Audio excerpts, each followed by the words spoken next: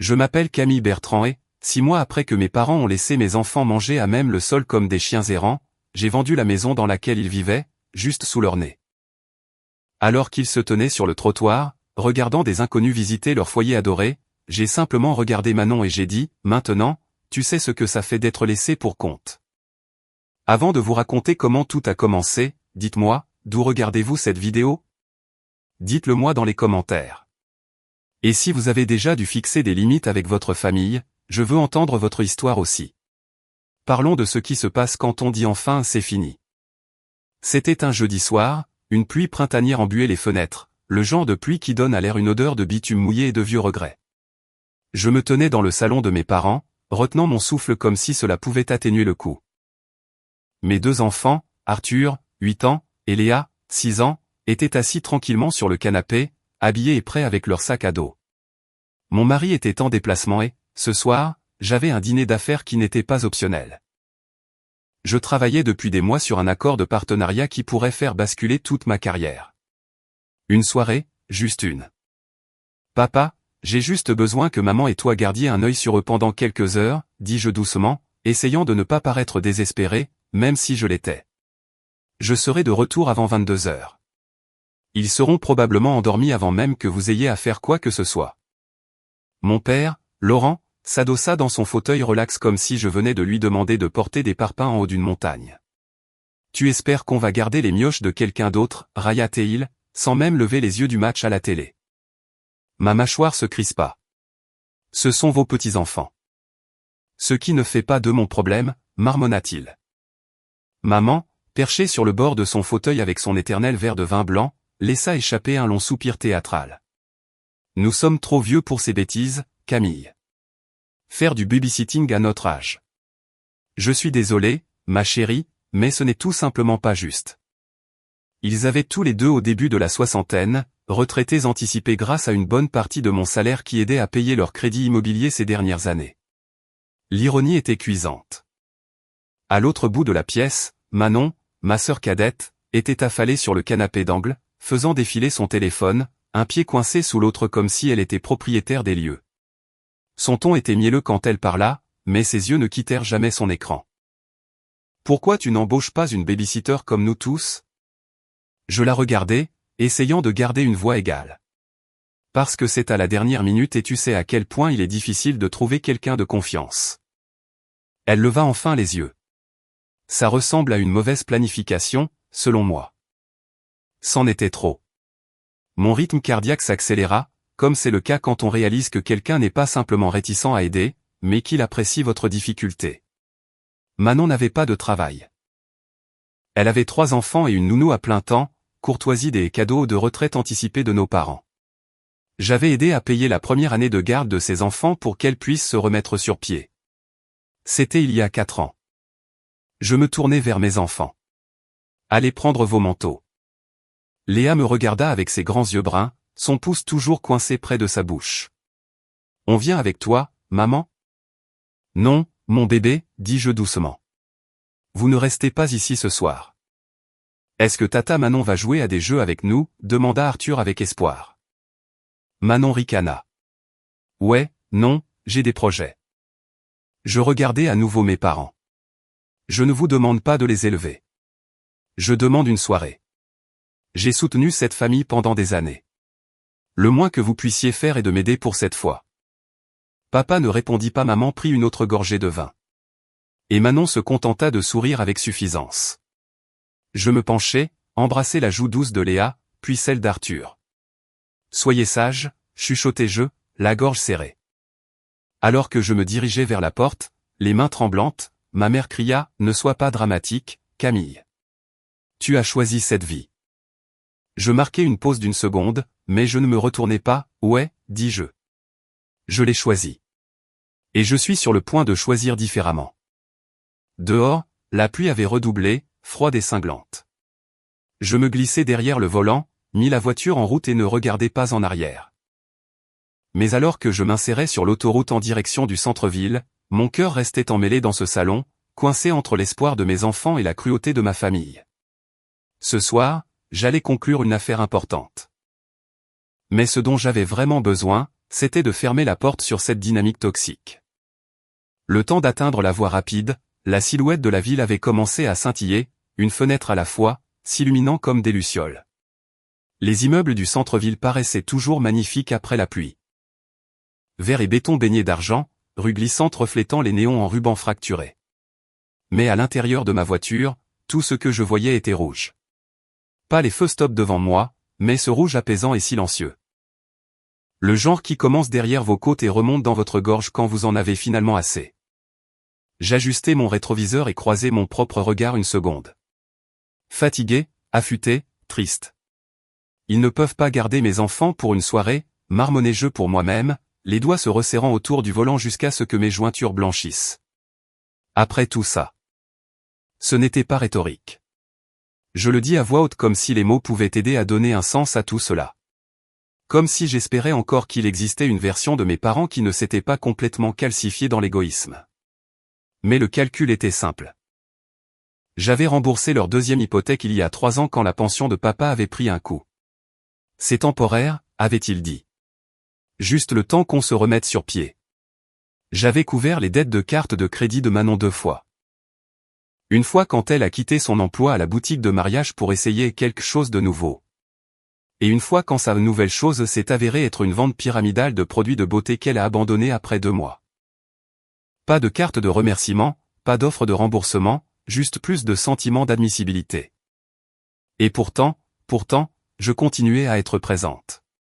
Dîner, cadeaux, anniversaire, fête, garder les enfants de Manon au pied levé, organiser Thanksgiving, enfin, Noël, alors que Manon apportait des tartes achetées en supermarché et que nos parents s'extasiaient sur son aide. Mais ce soir, j'avais besoin d'aide juste une fois. Et soudain, ils étaient trop vieux, et mes enfants étaient les mioches de quelqu'un d'autre. Je clignais des yeux contre la brûlure des larmes. Je ne pleurais pas. Pas encore. Juste cette lourde oppression, comme si quelque chose s'était coincé dans ma poitrine et refusait de bouger. La voiture se remplit du doux bourdonnement d'une station de jazz que je n'avais pas changée depuis des semaines. Je la laissais jouer doucement, juste assez pour atténuer le silence. Mon GPS signala le prochain tournant, me rappelant que j'étais presque arrivé. Le restaurant, le dîner d'affaires, c'est vrai. Je jetai un coup d'œil au siège passager où mes notes étaient soigneusement attachées dans un dossier en cuir. L'accord de partenariat que j'avais passé les 6 derniers mois à construire.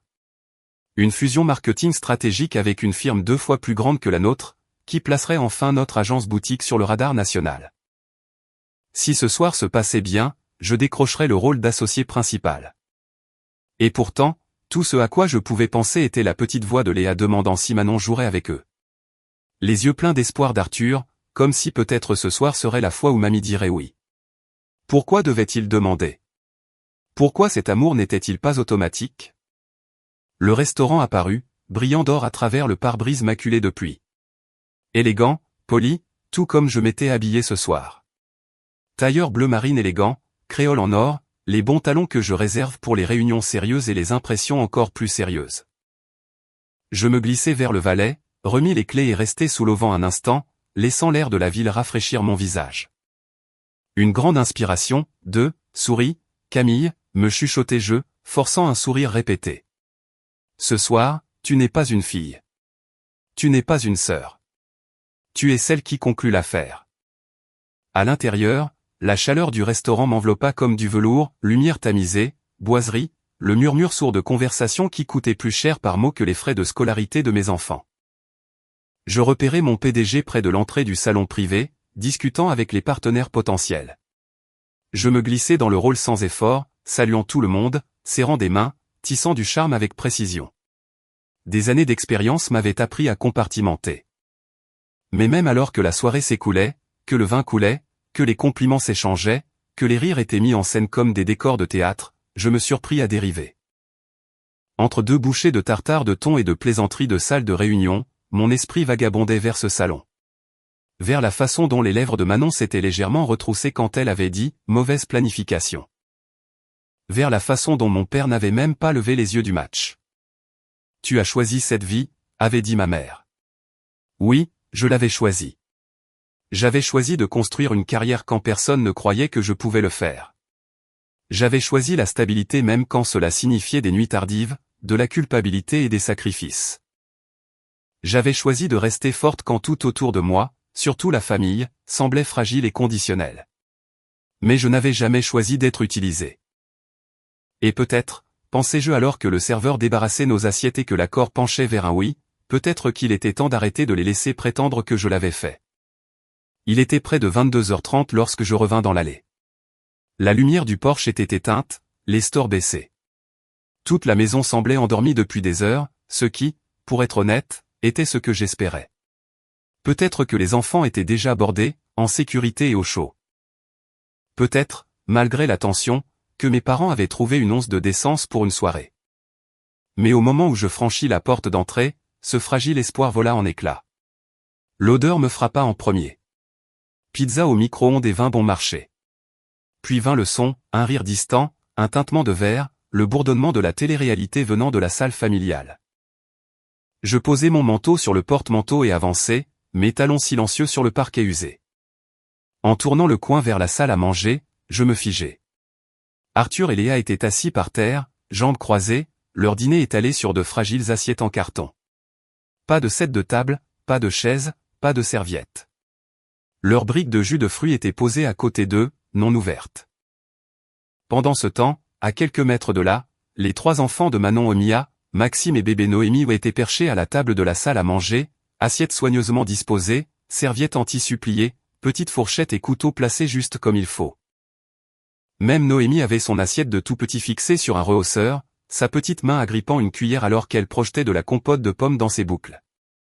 Manon se prélassait en bout de table, jambes croisées, un demi-verre de vin rouge à la main et une satisfaction suffisante dans les yeux. « Tu es rentré tôt », dit-elle, ne prenant même pas la peine de cacher son sourire. « Ne t'inquiète pas, on a nourri tes enfants. » Ma bouche s'ouvrit, puis se referma. Arthur leva les yeux vers moi, sa voix petite. « On ne voulait pas faire d'histoire, maman. Mamie a dit qu'il n'y avait pas assez de chaises. » Léa s'essuya la bouche avec le dos de la main et ajouta, « Alors on a dit qu'on pouvait s'asseoir par terre. » C'est pas grave. Mais c'était grave. Je me tournai lentement vers la table où ma mère remuait son café décaféiné, l'expression illisible. Mon père zappait avec la télécommande, les pieds surélevés comme si de rien n'était. Personne ne croisa mon regard. Le verre de vin de Manon tournoya entre ses doigts. « C'est ce qu'il mérite, dit-elle légèrement, comme si elle commentait la météo.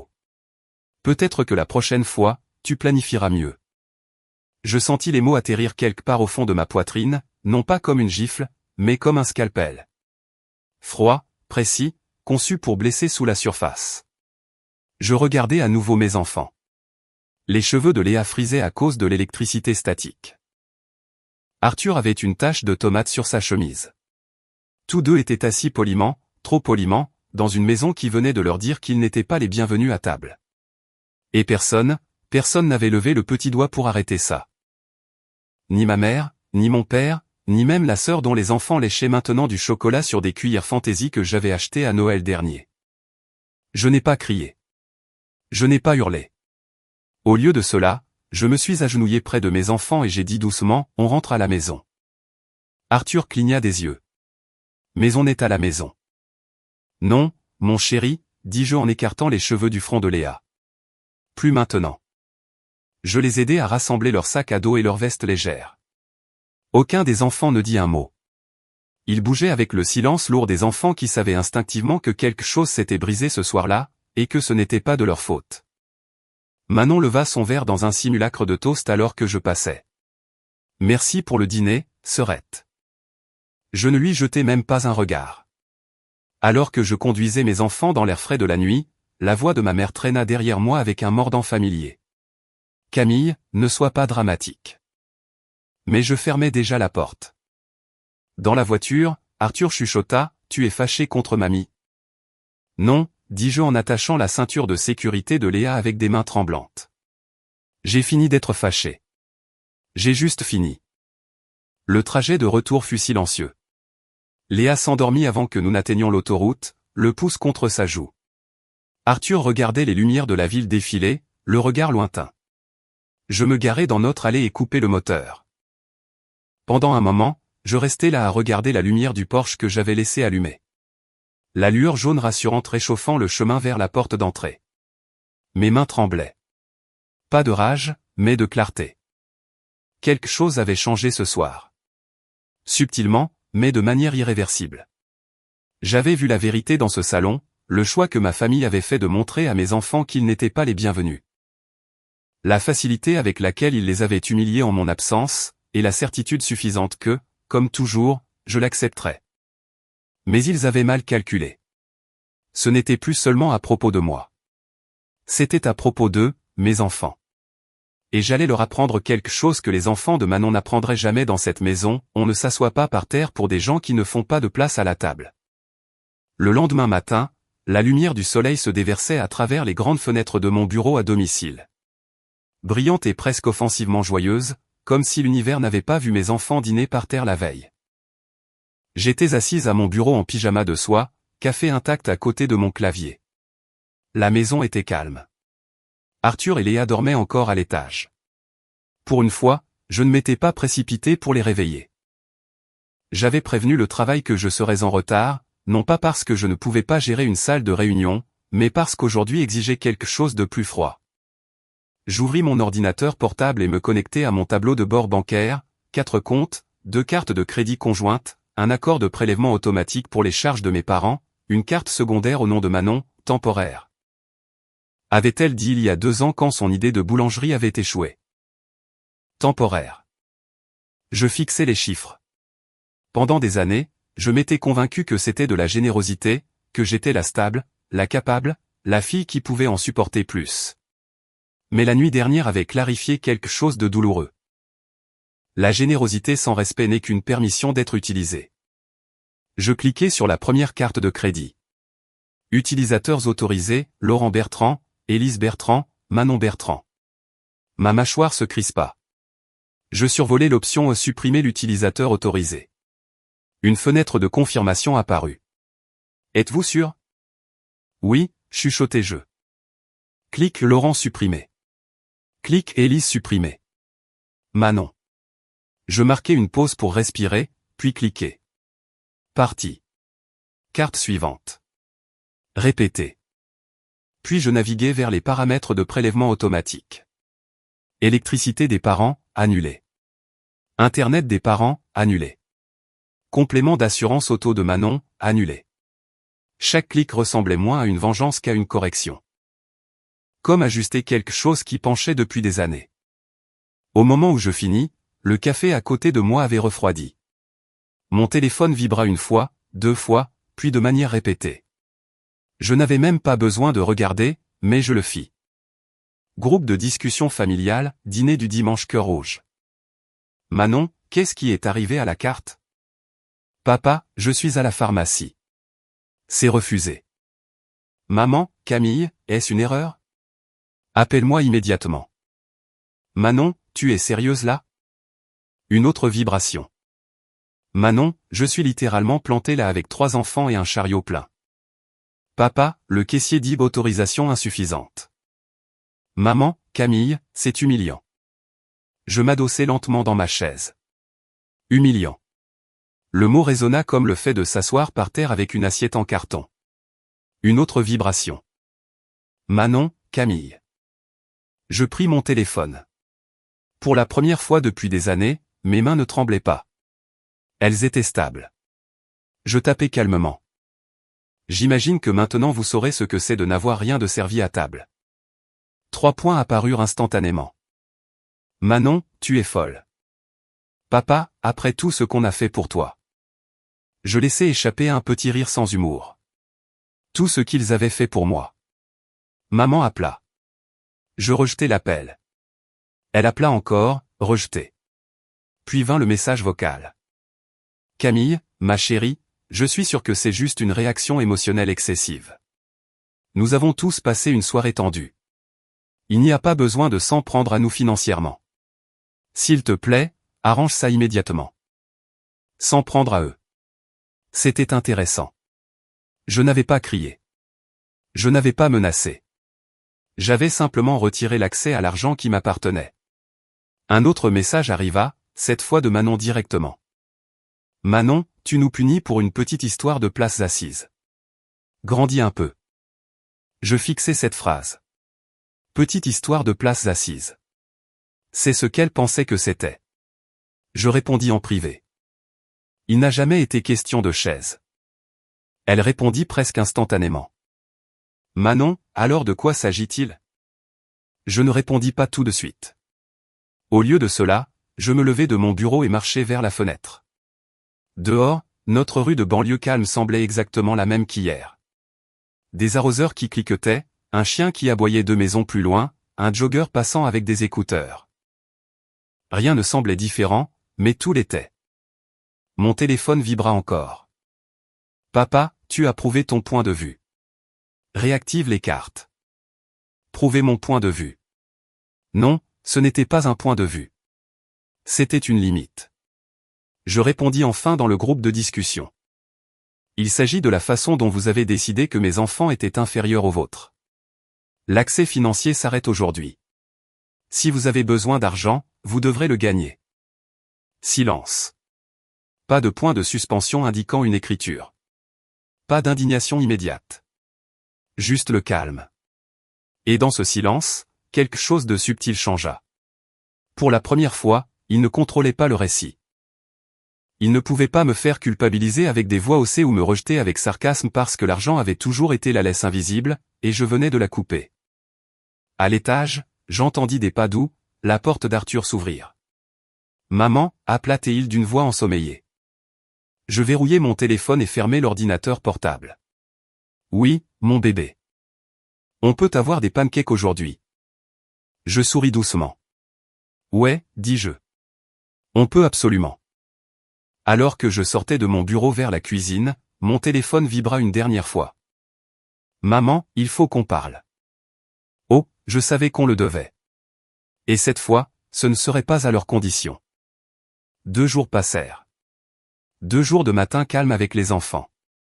2 jours sans un seul appel répondu, pas un SMS renvoyé, juste de l'espace, un espace nécessaire. Je me concentrais sur les routines. Des pancakes avec trop de pépites de chocolat. Des promenades au parc. Les villes en Lego d'Arthur. Les dessins de princesse de Léa collés sur le frigo avec des aimants. Je n'avais pas réalisé combien de mon temps avait été passé à me préparer à la prochaine demande, à la prochaine culpabilisation, à la prochaine urgence. Maintenant, le calme avait le goût de l'oxygène. Jusqu'à ce que le bruit sourd de pneus crissant sur le gravier me ramène à la réalité. Je rinçais la vaisselle quand je vis leur voiture par la fenêtre. La berline argentée poussiéreuse avec un phare avant fissuré. Celle que j'avais payée pour faire réparer 2 fois, celle que je leur avais dit l'année dernière de remplacer avant qu'elle ne devienne dangereuse. Ils ne l'avaient pas fait. Je séchai mes mains et sortis sur le porche avant même que le moteur ne s'éteigne. Mes parents sortirent de la voiture en quelques secondes. Maman ajusta ses lunettes de soleil surdimensionnées comme si elle montait sur scène. Papa claqua la porte un peu plus fort que nécessaire. Et Manon. Manon traînait derrière eux en leggings noirs et sweat à capuche rose pâle, bras croisés, mâchoires serrées. Aucun d'eux n'avait l'air incertain. Ils avaient l'air de gens à qui tout est dû. Camille, commença maman avec ce mélange répété de blessure et d'autorité. Qu'est-ce qui se passe sur Terre? Je pense que tu sais que tu as bloqué toute ta famille pour rien. Rien, répétai-je lentement. Manon roula des yeux. Oh, s'il te plaît, n'agis pas comme si tes enfants étaient traumatisés. Ils ont mangé de la pizza sur un tapis. Mes enfants mangent par terre tout le temps. Tu as une maison avec 4 salons, Manon, dis-je d'un ton égal. Ne fais pas semblant que c'était décontracté. Je leur ai offert des chaises, claqua-t-elle. Après que les tiens étaient déjà assis et servis, demandai-je, ma voix calme, contrôlée. Après que tu les as regardés hésiter parce qu'ils ne voulaient pas demander à être traités équitablement. Papa s'avança. Nous pensons que tu donnes à ça des proportions démesurées. Couper les cartes de crédit, annuler les prélèvements automatiques. Ce n'est pas juste puéril, Camille. C'est cruel. Cruel, dis-je, une lente amertume remontant dans ma gorge. Cruel, c'est regarder mes enfants s'asseoir sur un parquet dur pendant que vous prétendez tous qu'ils ne méritent pas mieux. Ils n'ont pas été blessés, insista Manon. Ils étaient silencieux, corrigeai-je. Tu vois la différence? Maman changea de pied, essayant clairement une nouvelle tactique. Tu as toujours eu un goût pour le drame, ma chérie. Tu laisses tes émotions s'emballer, et maintenant tu punis tout le monde à cause d'un ego froissé. Je soutins son regard. Il n'a jamais été question de mon ego. Il s'agissait de dignité. Et au moment où vous avez décidé que mes enfants ne méritaient pas une place à votre table, vous avez perdu la vôtre. Pour la première fois, il y eut une lueur derrière ses yeux. Pas de remords, mais de la surprise. Comme si elle ne s'attendait pas à ce que je sois si calme. Si sûr. Papa passa une main sur son visage. On ne voulait pas envoyer de message. Mais vous l'avez fait, coupai-je, fort et clair. Manon leva les bras au ciel. Alors quoi maintenant? Tu nous gèles juste? Tu agis comme si on était des étrangers? Non, dis-je. J'agis comme quelqu'un qui est enfin réveillé. La voix de maman se durcit. Tu vas ruiner cette dynamique familiale pour un caprice. Tu veux dire la dynamique où je paie pour la vie de tout le monde, n'obtiens rien en retour, et souris pendant que vous humiliez mes enfants? Ce n'est pas juste, commença Manon. Non, dis-je en la coupant à nouveau. Ce qui n'est pas juste, c'est le fait que j'ai payé tes dettes 2 fois, et que tu me regardes encore de haut comme si je te devais quelque chose. Ce qui n'est pas juste, c'est que mes enfants soient traités comme des étrangers dans une maison dont j'ai payé l'hypothèque. Le vent se leva légèrement, faisant bruisser le bord du paillasson sous mes pieds. Pendant une seconde, personne ne parla. Puis maman s'avança, la voix basse, presque douce. Nous sommes une famille, Camille. Ne laisse pas ça dégénérer. Je croisis les bras. Alors peut-être que vous auriez dû agir comme tel. Le visage de Manon rougit. Alors c'est ça. Tu penses que tu vaux mieux que nous parce que tu as un gros boulot et un titre chic. Tu as toujours aimé jouer les martyrs. Je la fixai un long moment. Non, Manon. J'aimais croire qu'un jour tu me traiterais comme ton égal. Ça la fait taire. Derrière elle, papa jeta un coup d'œil vers la maison. Les enfants sont là. Non, dis-je. Et je ne vous inviterai pas à entrer même s'ils l'étaient. Un autre instant de silence. Maman ajusta à nouveau ses lunettes de soleil. Nous sommes venus ici pour arranger les choses, mais si tu vas être hostile. Vous êtes venus ici pour reprendre le contrôle, dis-je froidement, pas pour vous excuser. Et sur ce, je reculai dans l'encadrement de la porte. Ils ont des prénoms, vous savez, ajoutai-je, la main sur la poignée. Arthur, Léa. Essayez de vous en souvenir la prochaine fois que vous servez le dîner. Puis je fermai la porte. Pas claqué. Fermé. Propre. Final. Contrôlé. Derrière, je n'ai pas pleuré. J'ai respiré. Et dans ce souffle, j'ai senti quelque chose changer encore. Pas de la rage, pas de la douleur, mais quelque chose de plus calme. Le pouvoir. C'était un mercredi après-midi tranquille quand j'ouvris mon classeur de finances et tournai la page vers le dernier onglet. Prime d'assurance. Un petit post-it jaune était encore collé en haut de la page. Merci encore de faire ça pour moi. Je reprendrai ça au prochain trimestre. Promis. L'écriture de Manon. Des cœurs en cursive sur les lits. Ce prochain trimestre était venu et reparti presque 9 fois maintenant. Je fixai la page un long moment, écoutant le ronronnement du lave-vaisselle et le son de Léa gloussant à l'étage. Puis je décrochai le téléphone. Bonjour, ici Camille Bertrand. Je voudrais annuler la mutuelle d'un membre de ma famille. La femme à l'autre bout confirma mon identité et commença à cliquer. Pouvez-vous confirmer le nom du titulaire de la police? Manon Bertrand. Une autre pause. Et votre lien avec le titulaire? Je répondis platement. Sœur. Ancienne marraine financière. Elle ne demanda pas plus. Elle traita simplement l'annulation avec la même efficacité rapide que j'avais toujours admirée chez les administratifs. Je regardai le compte s'actualiser. La bannière de confirmation finale apparut à l'écran, plan dépendant résilié. C'était tout. Pas de fanfare, pas de désordre, juste une ligne supprimée. Aucune partie de moi ne se sentait triomphante, seulement propre. Une semaine plus tard, vers 18h30, je pliais du linge sur le canapé pendant qu'Arthur se disputait avec Léa pour savoir qui choisirait le film. Mon téléphone vibra. Manon. Je l'ignorais. Puis il vibra encore. Un SMS cette fois. Manon, est-ce que tu as annulé mon assurance? Pas de salutation, pas de ponctuation, pas de reconnaissance du silence qu'elle avait elle-même créé. Un autre SMS suivi quelques secondes plus tard. Manon, je suis aux urgences. Ils viennent de me dire que ma couverture n'est pas active. L'infirmière m'a regardé comme si je les arnaquais. C'est quoi ce bordel? Je fixai le message, puis tapai calmement en retour. Tu as dit que tu la reprendrais il y a 9 trimestres. Manon, j'ai fait une crise de panique. Ils refusent de me soigner en chambre privée sauf si je paie d'avance. J'ai dû mettre 400 € sur la carte de Trevor. Un autre message suivit. Manon, quel genre de personne fait ça à sa propre sœur? Je ne répondis pas. Je fis simplement défiler mes onglets de navigateur jusqu'à trouver celui que j'avais ouvert plus tôt. Une petite boutique locale embauchait, un coordinateur d'accueil, horaire flexible, avantage décent, accessible à pied depuis la maison de Manon. Je fis une capture d'écran de l'annonce et la joignis à ma réponse. Tu ferais mieux de trouver un travail. Elle le lut instantanément, ses petits accusés de réception lui clignotant vers moi comme des phares. Pas de réponse.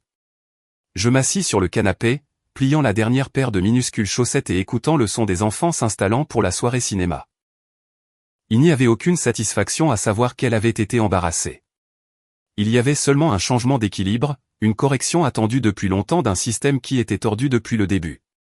Et contrairement à Manon, je ne l'avais pas fait en public. Elle l'avait senti sous les lumières fluorescentes froides d'un guichet d'admission aux urgences, et dans le silence qui avait suivi. Le lendemain matin, je me réveillais avec 3 appels manqués, 5 SMS de collègues qui n'envoient jamais de SMS en dehors des heures de bureau, et une capture d'écran de Magali sans message, juste l'image. Le visage de Manon, strié de larmes, les yeux rouges, les lèvres boudeuses juste assez pour crier vulnérable. Et dans la légende en dessous, quand ta propre famille te trahit. Cœur brisé. Certaines blessures ne saignent pas, elles meurtrissent juste ton âme pour toujours. La familiste censée signifier quelque chose certaines personnes et son sans cœur j'avais juste besoin d'aide. Il y avait déjà des dizaines de commentaires. Tu ne mérites pas ça, ma belle. Sois forte. OMG, qui ferait ça à sa propre sœur? Dis-moi si tu as besoin de quoi que ce soit, ma reine. Tu n'es pas seule. Pas une seule personne ne demanda le contexte. Pas une ne mentionna les cartes de crédit impayées, la nounou gratuite, la vie sans loyer, ou le fait que je l'avais sorti de plus de catastrophes financières que je ne pouvais compter. Manon savait exactement ce qu'elle faisait, et elle savait qu'il valait mieux ne pas me taguer. Je fixai l'écran un moment, puis posai le téléphone, face contre terre, et marchai vers la fenêtre. C'était une belle journée, le genre de matin qui sentait l'herbe fraîchement coupée et les nouveaux départs. La lumière glissait sur le parquet comme une marée chaude. Et juste au-delà de la fenêtre, garée dans mon allée, se trouvait une Lexus avec un logo d'agence immobilière sur le côté. Pile à l'heure. Camille, appela la femme alors que j'ouvrais la porte. Waouh, j'adore ce que vous avez fait de cet endroit. Ça sent encore le bois neuf. Je n'arrive pas à croire qu'ils n'ont jamais refait le leur. Elle s'appelait Hélène. Milieu de la quarantaine, sourire rapide, poignée de main ferme. Je l'avais rencontrée lors d'une porte ouverte l'automne dernier et avait gardé sa carte au cas où. Le genre de au cas où sur lequel je n'aurais jamais cru agir. Je la guidais à travers la maison avec une énergie calme et efficace. La cuisine était exactement comme dans mes souvenirs d'enfance. Placards en faux chêne, comptoirs encombrés, la même étagère à épices tordues que papa n'avait jamais réparée. Mais cette fois, je ne me sentais pas petite dedans. Hélène sortit le dossier de mise en vente. Donc, vous copossédez légalement la propriété. J'opinais. Après les avoir aidés à éviter la saisie il y a 6 ans, ils m'ont ajouté à l'acte de propriété, un arrangement d'indivision. Ils n'ont jamais pris la peine de refinancer. Malin, dit-elle avec un demi-sourire. Pour vous, je veux dire. La plupart des gens ne penseraient pas aussi loin. Je ne répondis pas. Je marchais simplement vers l'îlot central, écartai un vieux prospectus de supermarché et tapotai l'espace à côté du mandat de vente. Il est temps. Elle fit glisser les papiers. Signez juste ici, et nous programmerons les photos et la boîte à clés. J'estimerais une vente au prix du marché sous 3 semaines maximum. Listons-la agressivement, dis-je. En dessous du marché. Je veux de l'attention. Hélène marqua une pause. Vous êtes sûr? Je regardais autour de moi. Le couloir où j'avais appris à marcher. La salle à manger où l'on me disait de laisser briller Manon lors de chaque toast d'anniversaire. Le salon où je m'étais assise une veille de Noël, exclu de la photo de groupe parce que j'étais dans le passage. Je suis sûr. En signant les papiers, je pouvais presque l'entendre. Pas un son exactement, mais le déclic interne de quelque chose qui se mettait enfin en place. Ce n'était pas une question d'argent. C'était une question de levier et d'héritage. Le leur était construit sur mon silence. Le mien allait être construit sur toute autre chose. La vérité. Cet après-midi-là, Manon publia une suite, une photo en noir et blanc d'elle serrant Noémie dans ses bras, légendée, « Je protégerai mes enfants de la toxicité à tout prix ». Pendant ce temps, je programmais un photographe pour prendre des clichés grand angle de la propriété qu'elle croyait encore être son héritage. Elle n'avait aucune idée que le sol sous ses pieds bougeait déjà, mais elle le saurait bientôt. 3 jours plus tard, je me tenais de l'autre côté de la rue, café à la main, et regardais le panneau à vendre s'enfoncer dans la pelouse avant comme un dernier clou dans un cercueil de taille familiale. Il était tôt, juste après 8 heures du matin, et le quartier commençait à s'animer. Les arroseurs se mettaient en marche. Une femme en leggings promenait son labradoodle. Quelques voitures sortaient des allées en direction des dépôts scolaires et des trajets domicile-travail. L'assistant d'Hélène fit un signe de la main alors que le panneau en bois était planté. Des lettres blanches nettes déclarant la vérité en rouge gras. Disponible.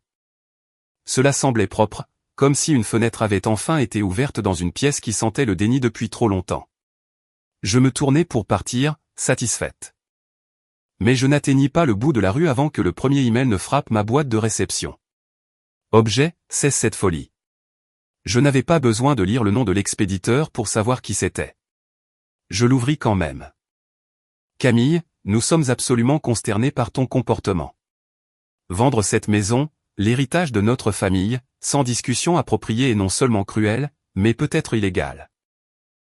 Nous parlons avec un avocat et explorons les options pour retirer ton nom de l'acte si ton état mental continue de se détériorer. Tu as besoin d'aide. D'aide émotionnelle.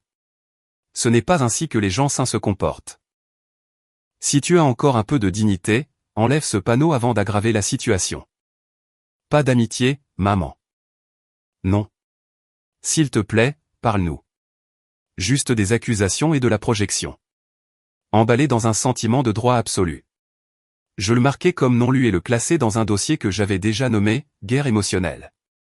Je n'étais même pas rentré chez moi depuis 20 minutes que les cris commencèrent. J'entendis le vacarme depuis la cuisine, des cris résonnant sur le bitume, des pas martelant ma pelouse avant. J'ouvris la porte lentement, me préparant. Manon se tenait au bord de mon allée en jogging et queue de cheval torsadé, la rage fumant pratiquement de sa peau. Elle avait l'air sauvage, les yeux fous, la poitrine haletante. « Tu crois que tu peux juste effacer les gens » hurla-t-elle. « C'est ton grand fantasme de vengeance ? Mettre un panneau et t'en laver les mains ?» Sa voix portait. Quelques voisins jetaient un coup d'œil à travers les stores. Un couple âgé, 2 maisons plus loin, s'arrêta dans sa promenade matinale, chuchotant en passant. « Rentre chez toi, Manon, dis-je platement. » Elle s'approcha en tempêtant. Cette maison était censée être le filet de sécurité de notre famille. Tu crois que la vendre te rend vertueuse ou quelque chose comme ça? Te rend meilleure que nous tous? Je ne tressaillis pas, non, mais ça me rend libre. Sa bouche s'ouvrit une seconde, comme si elle ne s'attendait pas à ce que je la possède vraiment. Derrière elle, je repérai notre père marchant sur le trottoir, essoufflé et le visage rouge. Tu ferais mieux de réfléchir soigneusement à ce que tu fais, Camille. Tu es en train de saboter ton propre avenir. Personne ne voudra de toi après ça. Pas de partenaire, pas d'enfant. Tu brûles tous les ponts que tu as. Je le regardai pendant une longue et dure seconde. Puis je sortis sur le porche. J'avais 8 ans la première fois que tu m'as dit que j'étais égoïste de ne pas laisser Manon avoir ma nouvelle poupée, dis-je. 12 ans quand tu m'as dit que je devais maintenir la paix parce qu'elle était plus émotive. 17 quand tu m'as blâmé pour ses absences à l'école. Et 31 quand tu l'as laissé humilier mes enfants sans rien dire. Ma voix ne monta pas une seule fois. Tu veux parler de pont, demandai-je. Parce que les seuls que j'ai jamais construits étaient à sens unique, et c'est vous tous qui me marchiez dessus. Il eut l'air stupéfait. Pas coupable, juste surpris que j'ai tenu les comptes. Manon ouvrit à nouveau la bouche, mais je la coupai. Tu peux crier, dis-je. Tu peux faire des crises. Tu peux me dénigrer auprès de chaque cousin, voisin et inconnu sur Internet, mais rien de tout cela ne change l'acte de propriété. Je sortis une copie du mandat de vente de derrière la porte et la tins en l'air. Mon nom est sur la maison. Mon nom est sur la vente. Et à moins que vous ne trouviez l'argent pour racheter ma part, ça arrive. De l'autre côté de la rue, la porte d'entrée d'un voisin s'ouvrit en grinçant. Une adolescente sortit, téléphone discrètement orienté vers nous. Manon le remarqua. Oh mon Dieu, siffla-t-elle. Tu as fait de ça un spectacle. Tu ruines notre réputation. Je lui donnai le plus petit des sourires. C'est arrivé au moment où tu as laissé mes enfants par terre et servi un festin au tien. Puis je rentrai et fermai la porte. Je ne la claquai pas. Je ne la verrouillai pas. Je n'en avais pas besoin parce que la prochaine fois qu'ils mettraient les pieds sur ma propriété, ils auraient 30 jours au moins. Et cette fois, je ne serais pas celle qui nettoierait le désordre. 3 jours passèrent dans un silence cassant. Plus d'explosions publiques. Plus de mails lassés de blâme ou de hashtags utilisés comme arme dans ma direction. C'était comme si quelqu'un avait appuyé sur remuer pour toute la famille, mais je savais que la prochaine frappe était déjà en mouvement, et elle ne viendrait pas sous forme de cri. Elle vint dans une épaisse enveloppe blanche, livrée en main propre par coursier à la maison des Bertrand juste après midi. Accusé de réception demandée. Mise en demeure de quitter les lieux option d'achat. L'enveloppe portait tout le poids formel de la vérité que je portais depuis des années. Je possédais un tiers de cette maison, et je ne le voulais plus. À l'intérieur se trouvait une notification d'éviction certifiée, une offre simple, racheter ma part à la valeur du marché ou quitter les lieux dans les 30 jours. Je n'avais pas inclus de lettres, pas d'explication, pas d'émotion, juste les maths. Les maths étaient toujours ce qui comptait pour eux, de toute façon. Cette nuit-là, la maison à l'autre bout de la ville, mon ancienne maison d'enfance, semblait presque normale de l'extérieur. Lumière du porche allumée, porte de garage fermée. Mais à l'intérieur, quelque chose avait changé. Les enfants de Manon étaient calmes. Pas de musique TikTok hurlant de leur téléphone. Pas de cris sur les manettes de jeu. Les voisins n'auraient pas su que quelque chose n'allait pas, mais moi si. Magali passa devant la maison vers 20h en rentrant du travail et m'envoya un SMS, toutes les lumières sont allumées, mais personne n'est dans la pièce de devant. On dirait un enterrement. Cette image resta avec moi. À l'intérieur, j'imaginais ma mère assise le dos raide dans son fauteuil, lisant la lettre les lèvres pincées dans une incrédulité silencieuse. Mon père faisant les 100 pas, le visage rouge, sa voix montant avant de retomber, incapable de trouver une solution qu'il pourrait faire exister en criant. Et Manon. La porte de Manon était verrouillée. Le seul son venant de sa chambre, le sanglot étouffé occasionnel, pas performatif pour une fois, pas fort, juste réel. C'était le son de quelqu'un réalisant que le filet de sécurité n'était pas fait de cordes, mais de papier. Fragile, inflammable. Le genre de sanglot qui monte quand le monde ne plie plus pour vous. Personne ne m'appela cette nuit-là, pas même pour m'insulter, pas même pour feindre la clarté. Je pense que cela les effrayait plus que toute autre chose, le calme. Pendant des années, ils avaient contrôlé le récit. Si je pleurais, j'étais dramatique. Si j'argumentais, j'étais difficile. Si je pardonnais trop vite, j'étais leur paillasson. Mais maintenant, je ne disais rien. Et le silence, il s'avère, est un professeur puissant. Manon ne publia rien cette nuit-là. Pas d'histoire larmoyante filtrée en noir et blanc, pas de légende critique ou de capture d'écran cherchant la pitié. Elle disparut complètement de sa scène numérique. La boîte de réception qui débordait autrefois de messages culpabilisants resta immobile. Et bien que personne n'osât me renvoyer de SMS, je pouvais presque sentir leurs pensées se construire. Et si elle allait vraiment jusqu'au bout? Et si elle ne reculait pas cette fois? Le lendemain matin, je reçus une alerte de la plateforme immobilière. Nouvel intérêt. 4 recherches sauvegardées pour la propriété Bertrand. Les acheteurs tournaient autour, et la maison, autrefois considéré comme intouchable, n'était plus qu'un bien en stock. Je fixai le message sur mon écran un long moment, mon café intact à côté de moi. Tout ce qu'il faudrait, c'était une signature. Une offre finale, et ensuite il serait dehors. À moins, bien sûr, qu'il ne prenne l'autre option, la plus difficile, l'impensable. S'excuser. Mais je les connaissais. Ce mot, il leur resterait en travers de la gorge comme du verre. Le soleil du matin était dur, impitoyable, presque théâtral alors qu'il se déversait sur la pelouse de la maison des Bertrand. Ma mère avait l'habitude d'appeler ça l'heure dorée, quand la lumière rendait tout doux et chaud, mais il n'y avait rien de chaud là-dedans. Aujourd'hui était un jour de visite. Hélène avait aligné 5 visites consécutives avec des acheteurs préqualifiés. Le genre qui portait des chaussures cirées et posait des questions sur les districts scolaires et l'isolation du toit. Le genre qui ne connaissait ni ne se souciait des héritages familiaux, des meubles générationnels ou de l'écho des vieilles chansons d'anniversaire qui remplissaient autrefois ses murs. Il voulait des mètres carrés et des lignes épurées. Il voulait ce que ma famille avait toujours tenu pour acquis. Le panneau à vendre se tenait fièrement, maintenant avec une bannière rouge vif visite aujourd'hui flottant en dessous. Hélène arriva la première, m'accueillant avec son professionnalisme enjoué habituel, tablette en main, talons claquant sur l'allée comme une horloge. Et puis ils arrivèrent. Pas les acheteurs. Eux. Manon, mes parents et ses 3 enfants, tous debout sur le trottoir d'en face comme des réfugiés d'une vie dont ils ne croyaient toujours pas qu'elle finissait. Mon père avait les bras croisés, les yeux plissés. Ma mère portait des lunettes de soleil surdimensionnées qui ne parvenaient pas à cacher la mâchoire serrée en dessous. Manon. Eh bien, Manon ressemblait à une femme qui s'effondrait en temps réel. Son eyeliner coulait, son sweat à capuche tirait sur sa tête comme un bouclier. Ils ne parlèrent pas au début. Ils regardèrent juste. Regardèrent Hélène déverrouiller la porte d'entrée. Regardèrent alors que je marchais à côté d'elle, presse-papier en main, froide comme le verre. La première famille arriva, un jeune couple, tous deux consultants en technologie, bébé dans un porte-bébé. Le visage de Manon tressaillit alors qu'il passait devant elle sur l'allée, faisant poliment semblant de ne pas remarquer la famille s'attardant sur le trottoir comme des fantômes. Après la deuxième visite, Manon craqua. Elle remonta l'allée en sandales fines avec désespoir, sa voix se brisant avant même d'atteindre le porche. « Tu ne ferais pas vraiment ça » s'étrangla-t-elle, les yeux fous. « Camille, allez. Tu prouves ton point de vue. D'accord, tu gagnes. Tu nous as assez punis. » Je ne tressaillis pas. Je ne m'adoucis pas. Au lieu de cela, je l'examinais. Mascara coulé. Manche tirée sur ses mains comme une enfant.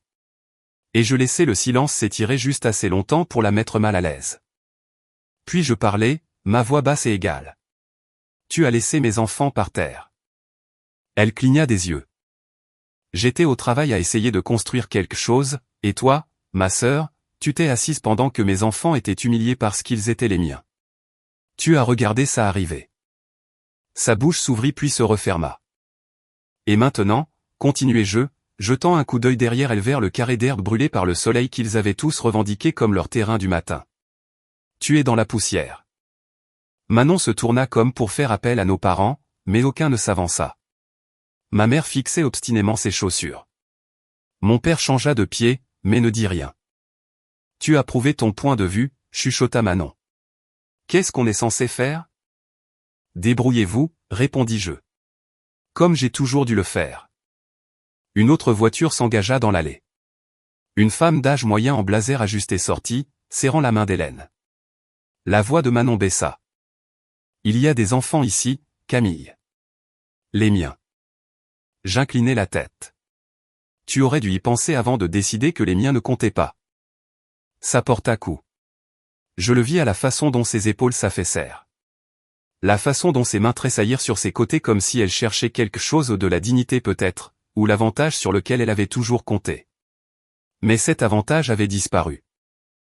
Et la maison derrière nous. Ce n'était plus un foyer.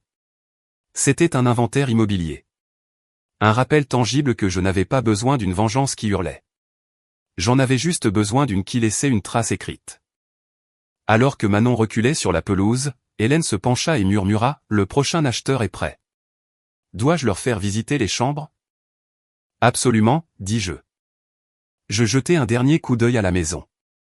La peinture était encore écaillée sur la rampe du porche. Le rideau de la fenêtre avant pendait encore légèrement de travers. Mon père n'avait jamais réparé ça même quand j'avais proposé. Il ne croyait pas à l'effort jusqu'à ce que les conséquences arrivent. Eh bien, elles étaient arrivées, et elles étaient pile à l'heure. C'est arrivé juste avant midi. Les camions arrivèrent sans avertissement ou du moins pas pour eux. Mais j'avais tout planifié méticuleusement à l'heure près. 2 équipes de déménagement, 3 hommes forts chacune, payés par moi, bien sûr, pas parce que je leur faisais une faveur, mais parce que je voulais que ce soit fait vite, proprement, publiquement. Le genre de spectacle qu'ils ne pourraient jamais manipuler. Les voisins sortirent les premiers, faisant semblant de vérifier leur courrier ou de promener leurs chiens. La curiosité de banlieue déguisée en routine. Ils s'attardèrent au bord des allées, regardant avec une incrédulité silencieuse alors que carton après carton était sorti de la maison des Bertrand. Une causeuse florale, 3 bacs fissurés de jouets d'enfants. La commode antique que ma grand-mère avait autrefois appelée sa fierté. Tout cela aligné comme une vente de succession, mais personne n'achetait. Manon était assise sur les marches avant, le visage strié de larmes, son téléphone mou dans sa main. Son aîné, Maxime, posait des questions auxquelles elle ne pouvait pas répondre. Les 2 plus jeunes s'accrochaient juste à ses jambes, les yeux écarquillés et confus. Mon père faisait les 100 pas sur la pelouse, le visage rouge et marmonnant dans sa barbe, aboyant occasionnellement après les déménageurs comme s'il avait encore de l'autorité. Il n'en avait pas, et il le savait. Camille, appelait-il, fonçant vers moi alors que je me tenais à côté d'Hélène près du camion de déménagement. C'est excessif. Tu aurais pu gérer ça en privé, calmement. Vous aussi, dis-je sans le regarder. Nous sommes une famille, cracha-t-il. Je souris finement. Ça ne vous a jamais empêché de laisser mes enfants par terre. Il ouvrit la bouche, une défense prête à être tirée. Mais je me détournai avant qu'il ne puisse la lancer. Je n'avais pas besoin de l'entendre. J'avais déjà tout entendu. Chaque excuse, chaque recadrage, chaque tentative tordue de faire de moi le méchant dans une histoire qu'ils écrivaient de leurs propres mains. Aujourd'hui, je n'étais pas leur fille. J'étais la propriétaire. Au coucher du soleil, les camions de déménagement étaient partis. La pelouse était jonchée de cartons. 2 tristes tentes de camping plantées maladroitement près du trottoir, un abri temporaire que Manon avait supplié mon père d'installer quand ils avaient réalisé que leur réservation de motel était tombée à l'eau. Quelque chose à propos d'une carte refusée. Je ne demandais pas de détails. Qu'il reste assis dans ce silence. Que les mêmes voisins qui buvaient du vin avec ma mère chuchotent maintenant sur la façon dont la famille Bertrand traversait des temps difficiles. Que les enfants de cette rue, qui saluaient Papy Laurent, le regard déballé des tupperwares d'une caisse en plastique comme n'importe quel autre locataire qui pensait que les règles ne s'appliquaient pas. Au crépuscule, je passais lentement en voiture. Fenêtre baissée. Manon leva les yeux de l'herbe alors que je passais, son visage éclairé par la lueur faible d'un lampadaire. Elle ne cria pas cette fois. Ne supplia pas. Elle regarda juste. Peut-être que maintenant elle comprenait. Je n'étais pas venu pour ses enfants. J'étais venu pour défendre les miens. C'était un mardi matin calme quand on frappa à la porte. Doux, hésitant, presque comme si la personne de l'autre côté n'était pas sûre de mériter d'être là. J'ouvris la porte et trouvai Manon debout sur mon porche, seule. Pas d'enfants accrochés à ses jambes, pas de téléphone portable pressé dramatiquement contre sa joue. Pas de public, pas de performance, juste Manon, les yeux gonflés, le souhait à capuche remonté à nouveau comme un mécanisme de défense qu'elle avait dépassé depuis longtemps. Et pour la première fois depuis longtemps, elle ne ressemblait pas à une menace. Elle ressemblait à quelqu'un qui n'avait plus la force de se battre. « Je peux entrer ?» demanda-t-elle, la voix à peine au-dessus d'un murmure. J'opinai une fois et m'écartai. Elle entra lentement, regardant autour d'elle comme si la maison risquait de la mordre. Nous restâmes debout dans la cuisine comme 2 femmes qui ne s'étaient pas connues la majeure partie de leur vie, des étrangères dans une maison construite sur les liens du sang. « Je ne suis pas venue pour me disputer, dit-elle calmement. Je ne suis pas là pour arranger quoi que ce soit. Je voulais juste dire quelque chose sans que tous les autres soient autour. » Je fis un geste vers la table. « Assieds-toi. » Elle le fit. Je nous versai à toutes les 2 du café. Le silence s'étirait entre nous, pas lourd cette fois, mais prudent, comme s'il devait être mérité. Elle entoura la tasse de ses deux mains, la fixant comme si elle pouvait lui dire quoi dire. Puis elle leva les yeux vers moi, sa voix rauque mais stable. Tu avais raison. Je ne réagis pas, j'attendis juste. J'ai toujours eu l'impression d'avoir quelque chose à prouver. Comme si je ne prenais pas, je disparaîtrais. Maman et papa ne l'ont jamais dit à voix haute. Mais nous savions toutes les deux qui recevait les applaudissements dans cette maison. Qui avait le droit d'être bruyante? Qui était défendue même quand elle avait tort? Elle avala difficilement. Ils m'ont construite comme ça. Mais tu n'étais pas obligé de rester comme ça. Ça frappa plus fort que je ne l'espérais. Elle fixa sa tasse à nouveau. Ce n'est pas seulement à propos de la maison ou de l'argent. Je ne sais même pas si je mérite de demander quoi que ce soit maintenant. Je voulais juste que tu saches que je le vois maintenant. Ce qu'on a fait, ce que j'ai fait. Encore, je ne dis rien. Pas parce que je ne la croyais pas, mais parce que je voulais que le silence s'étire juste assez pour tester si elle y resterait avec moi. Elle le fit. Finalement, je parlais. La vente de la maison est en pause. Sa tête se releva brusquement.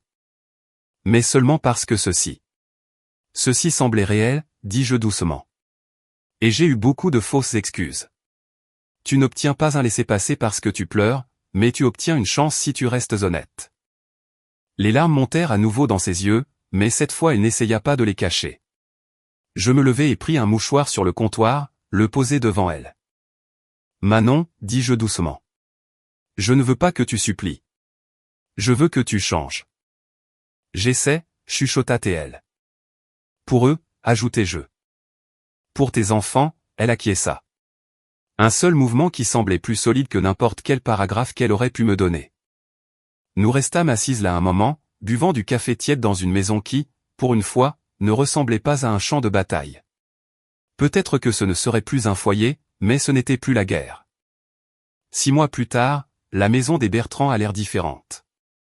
Pas plus grande, pas plus chic, juste plus légère. Le lierre a été taillé. Le porche enfin peint. Ce rideau tordu à la fenêtre avant remplacé. Léa a choisi les nouveaux, jaunes avec de petits tournesols. Elle a dit qu'ils ressemblaient à des secrets heureux. À l'intérieur, les choses ont changé de manière plus silencieuse. Manon a trouvé un travail, accueil à temps partiel dans une clinique pédiatrique. Rien de flashy, mais elle pointe, paie sa part, prépare elle-même les déjeuners de ses enfants. Elle ne se plaint pas quand les temps sont durs. Ne boude pas quand la responsabilité semble lourde. Elle la porte, enfin. Mes parents vivent toujours à l'étage, mais la dynamique de pouvoir qui régnait autrefois sur la maison s'est effondrée. Il n'y a plus de commentaires sournois sur le fait d'être dramatique. Plus de sourires en coin échangés à table, parce que maintenant nous avons des règles, des vraies. Par un vendredi soir chaud, j'ai appelé tout le monde à table. Les enfants de Manon, les miens, même maman et papa, tous assis coude à coude autour d'assiettes dépareillées. Ce n'était pas élégant, mais c'était égal. Nouvelle règle, dis-je en versant de l'eau dans le dernier verre. Personne ne parla. Ils attendirent juste. Chaque enfant mange à table, à chaque fois. Pas d'exception. Léa sourit. Maxime acquiesça solennellement. 2. Si quelqu'un a besoin d'aide, on demande. On n'attend pas que ce soit dû, et on ne suppose jamais rien. Les yeux de Manon se baissèrent légèrement. Elle ne discuta pas. Et 3, dis-je en posant la carafe. Personne n'a le droit de rester silencieux quand quelque chose ne va pas. Plus maintenant. La table resta immobile un moment jusqu'à ce qu'Arthur lève la main, incertain. Et si ce n'est pas un gros problème, demanda-t-il. Juste un petit truc qui ne va pas. Alors on parle doucement, dis-je. Mais on parle quand même. Autour de cette table, pour la première fois depuis des années, j'ai vu ce qui pouvait être construit, non pas à partir de la culpabilité ou du silence, mais à partir du choix. Et c'était la paix. C'est la fin de l'histoire. Je continue de penser au moment où Manon a choisi de venir seule, sans excuse ni public, pour admettre qu'elle avait tort. Pensez-vous qu'elle a fait la bonne chose en prenant enfin ses responsabilités? Ou avez-vous déjà fait quelque chose de similaire pour réparer une relation? Dites-le moi dans les commentaires. Et si cette histoire a signifié quelque chose pour vous, s'il vous plaît, aimez et abonnez-vous pour ne pas manquer la prochaine.